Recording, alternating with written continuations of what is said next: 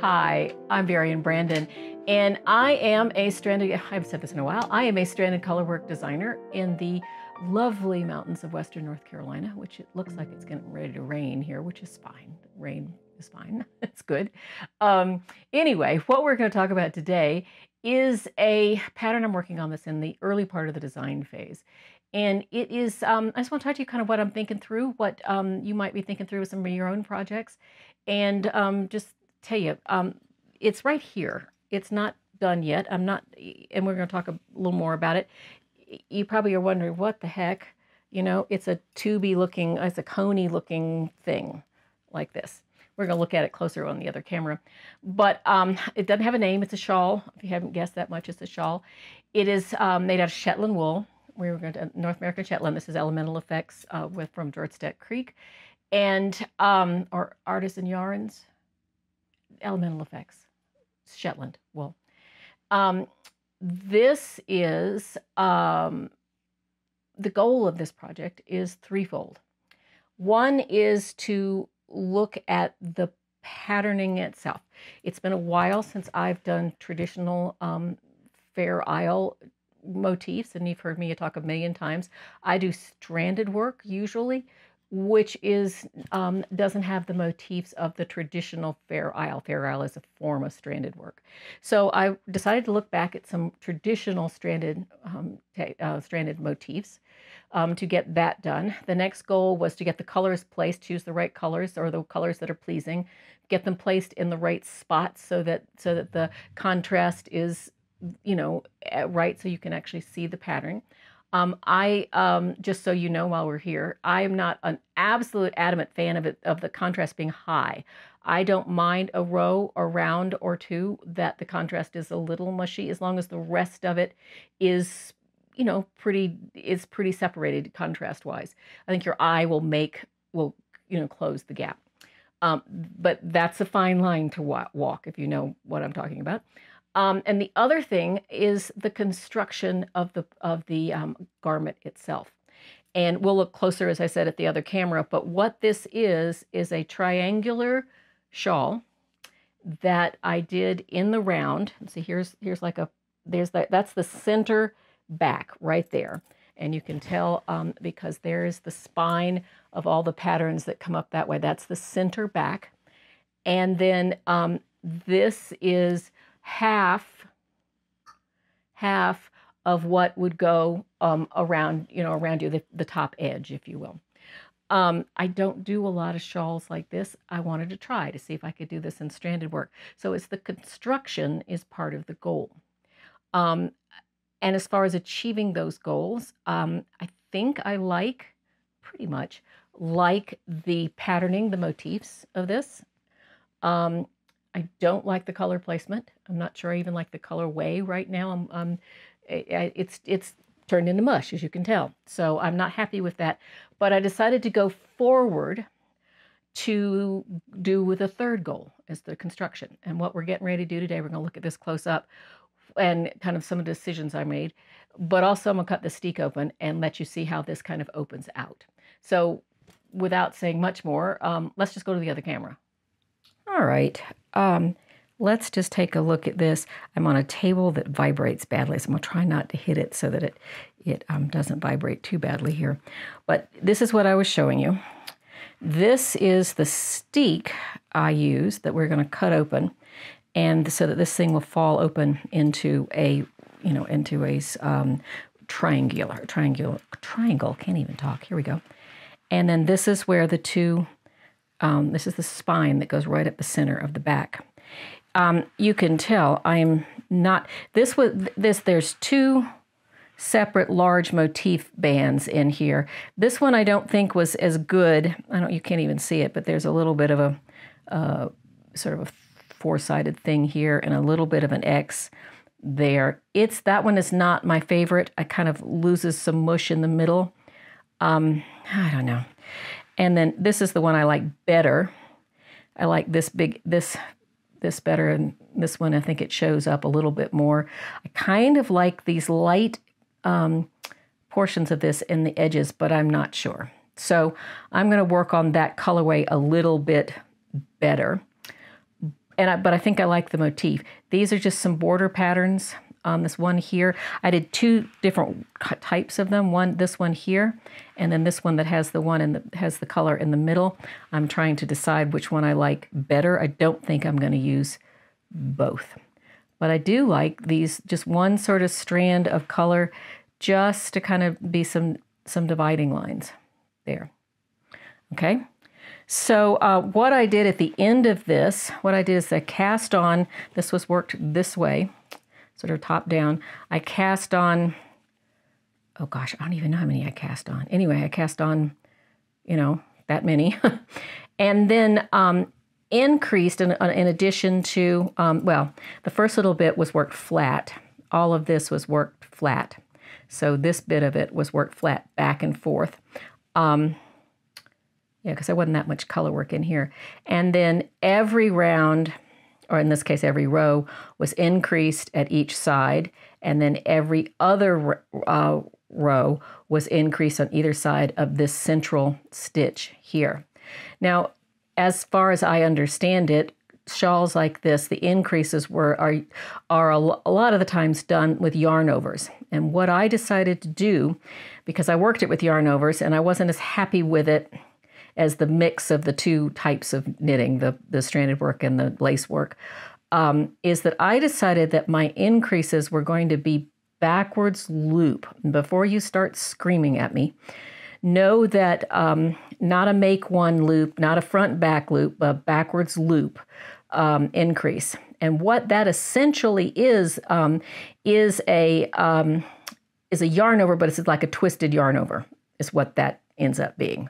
So because what's going to happen here is that when this is cut open, all of these on this side are all backwards loop increases. You have one stitch on the edge, and then your increases are here on this edge here.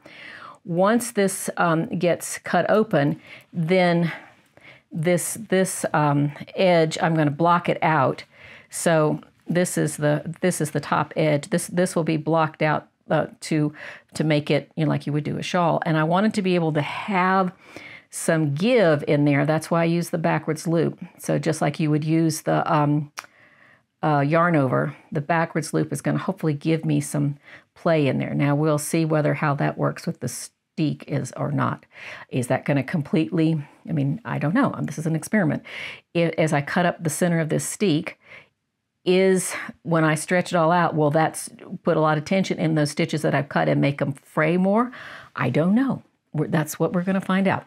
So just so let you know what's going on. And what I ended up doing when I finished is I kept going, this way, as I said, increasing every other round on either side of the spine there with a backwards loop.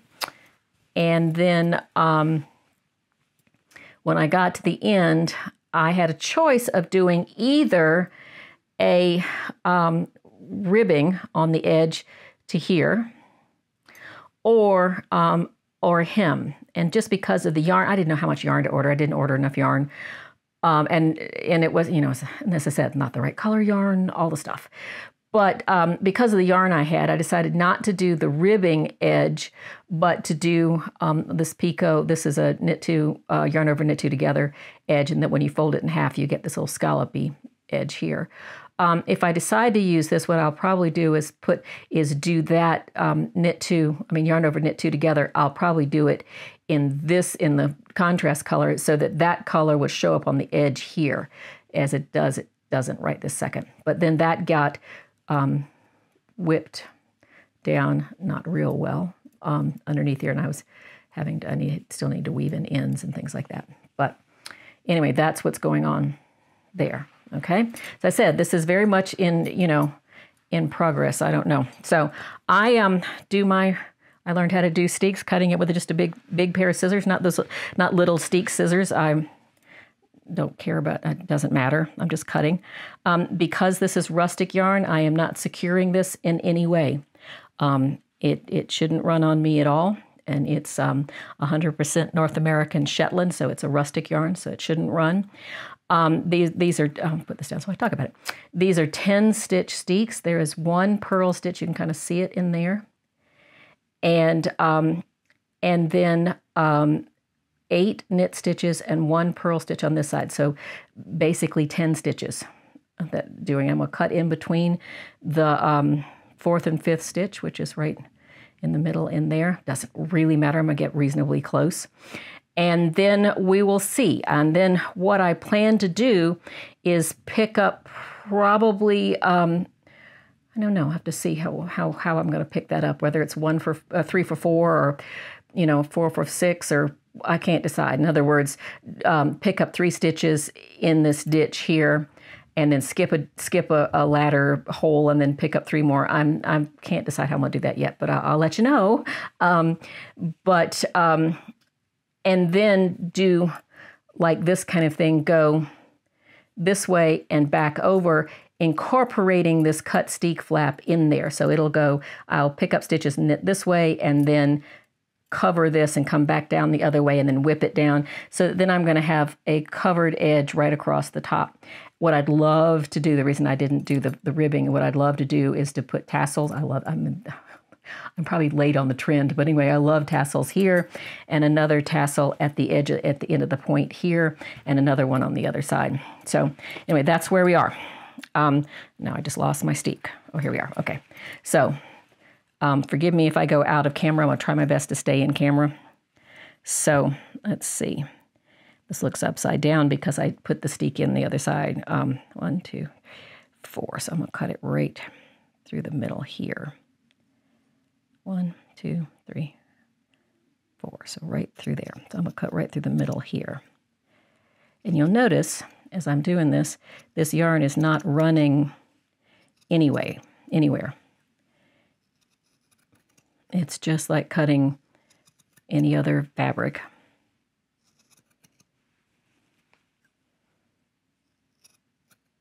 And to tell you the absolute truth, I can't see exactly where I'm cutting. I mean, I'm not paying that much attention to it. I'm getting reasonably in the middle. I can see where my two purl stitches are, and I'm just cutting right through the middle of those. I've done enough of these that, not enough steeks, not enough of this type of thing. I'm going to put my hand underneath here so I don't cut the back side. That probably would not be a good thing to do. So here.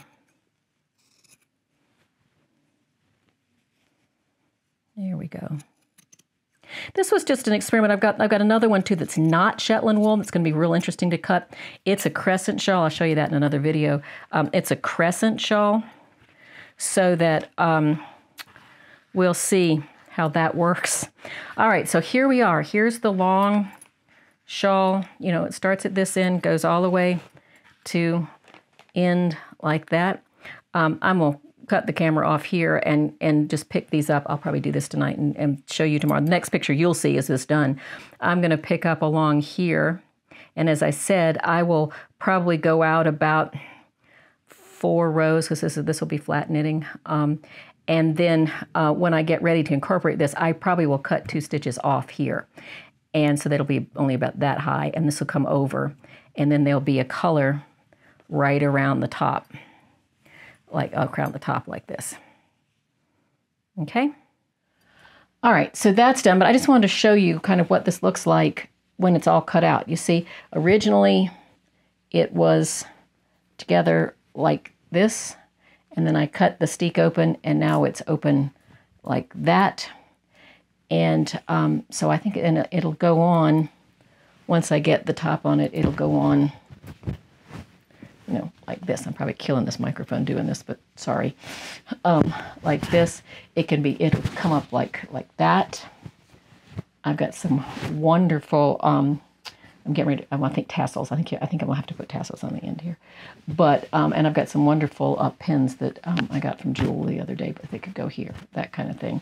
Or it could go out and be a real shawl, or be longer. I haven't decided what yet, but I think that's not too bad. As I said, I'm gonna work on the colorway. But anyway, that's the deal. But next time you see it, I will have done all the stuff around the top, and maybe the tassels too, depending on what yarn I've got. So, okay, be back in a sec. All right, I wanted to show you what I was doing before I got too much further along. And the sound you hear, incidentally, outside is the gas generator that's going on because I live in North Carolina. We are in the middle of hurricane recovery. It's been pretty bad, but we don't really have power. So the only way we can have these lights on is to have the generator on. And I wanted to go ahead and do this because who knows when we're going to not be on generator. So I just wanted to, so this way I've got something to do. But anyway, let me just show you before I show you the final product when it's all done, is that I took that cut steek flap that you just saw me cut, and I have trimmed it down to 2 stitches, like right there. Just cut it real close. And then before I cut it, I picked up stitches in between. This is the first stitch of the body. And then there was that purl stitch in between a part of the steek stitch. So the steek stitches. So I picked up right in that ditch, right up close to the body, and I've got a video to show you how to do that. I'll put that in the notes below. But I picked up and I think it was like 2 rounds. This is flat knitting, stockinette. Did a row, not a round, but a row of purl, and then 2 stitches here, and then I cast on off with a real stretchy bind off because this has got to stretch because I'm going to wet block it. And then trimmed all this down to these 2 stitches here. And then what I'm doing is I think it's an old sewing trick where I push this back in like that, and then pick up here and sew, just sort of whip this down and keep it going. And I didn't cut it all at first. I only cut little, I don't know, not a little bit, but I cut about 1/3 of it maybe. Trimmed it down to 2 stitches on about 1/3 of it. I'm just going underneath a purl bump or just wherever I can. And I'm sewing that down. I won't go any further because so I can really see it. But what's this given me is it's given me a real sturdy edge here with this sort of, it's unlike an I-cord bind off or some sort of thing where you just turn under. When you've got this purl round, it kind of gives you a little point. It kind of is a nice little edge. It's as stretchy as the piece itself. So when it is blocked, it'll stretch out. So that's what I'm doing there. And then, so now the next time you see this, you'll see it finished. Now, several weeks have gone by. The area is still in some, if you've been following it along, which is fine if you're not. But anyway, the hurricane cleanup is still going on. There are some areas that it's going to be years before they can bring that up. There's the whole towns that are gone, little towns that are gone. It's very sad.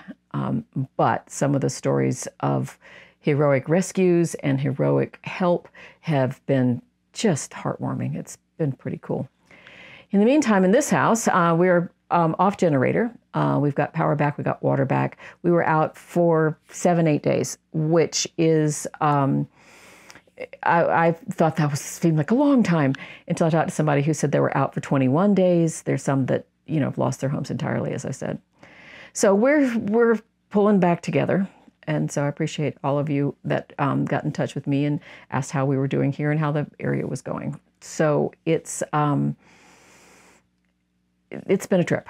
But in the meantime, knitting happens, and the shawl is done. The shawl bandana, it's becoming more, it looks like more of a bandana now, is done. I actually finished it and took it to the West Coast where I was teaching a couple weeks ago, end of October, a couple weeks ago. So end of October, 1st of November, a couple weeks ago. So before I go and show you, we're going to do 2 things before we kind of show you it all come together. One, I want to show you these pictures of what it was like when it was blocked. That was a wet blocking with wires. I used blocking wires to kind of stretch it all out. And then let's go to the other camera and we can take a look at what it looks like close up. I want to show you some of the details close up. All right, just a reminder of some of the details. That was the back side. This was started up here at this end, worked that way So we're working this way, increasing on either side of a central spine here. I know we talked about that.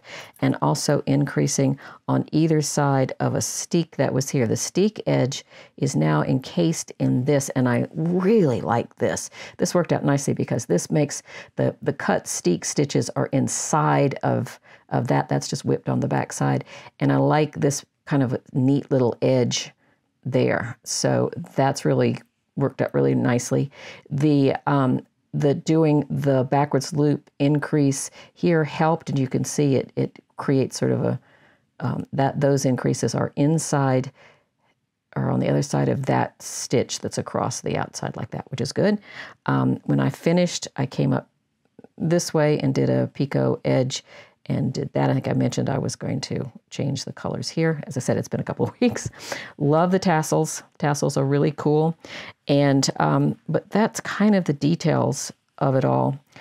Okay, let's go back. I will show you this picture of the shawl on a mannequin, and then we'll go back to the other camera.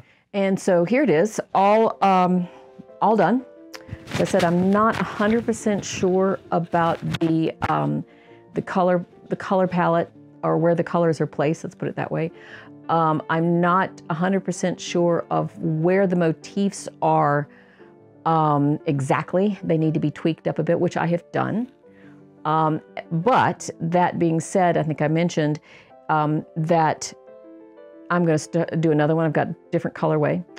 We'll do that as, I'll show you just how I do it all along, a little more detail than in this one. But it's done, and it doesn't have a name yet, and I've got some people who are going to be test knitting it in January. So stay tuned for that. You can tell I just love tassels. I've got tassels here. So thank you guys for it just feels so warm. This house is cold. It feels so warm. For staying along and watching this progress. There's another shawl I've got, here it is sort of out like this. There's another shawl I've got out that I'm working on as well. I'm doing a video of that. I just got to just film a couple more things or tape a couple more things, record a couple more things, sorry. So, because we're not using film and we're not using tape, we're recording. So anyway, sorry, my background. Anyway, thanks guys, and just stay tuned for some other pieces. Thanks, bye.